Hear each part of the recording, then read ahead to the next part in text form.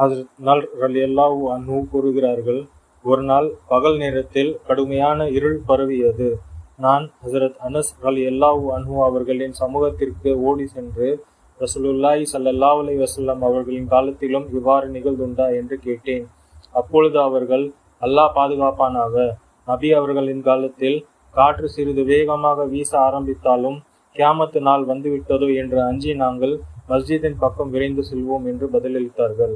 ஹஜ்ரத் அப்துல்லா இப்னு சலாம் ரலியல்லாஹு அன்ஹு கூறுகிறார்கள், நபி ஸல்லல்லாஹு அலைஹி வஸல்லம் அவர்களுடைய குடும்பத்தினருக்கு வறுமை ஏற்பட்டால் அவர்களை தொழுமாறு கட்டளையிடுவார்கள். பிறகு வஹ்முர் அஹ்லக பிஸ்ஸலாத்தி வஸ்தபிர் அலைஹா லனஸ்அலுக ரிஸ்கன் நஹ்னு நர்சுகுக வல் ஆகிபத்து லித்தஹ்வா எனும் குர்ஆன் வசனத்தை ஓதி காட்டுவார்கள். அதன் பொருள், நபியே, உமது குடும்பத்தினரை தொழுமாறு ஏவுவீராக, நீரும் அதனை கடைபிடித்து வருவீராக.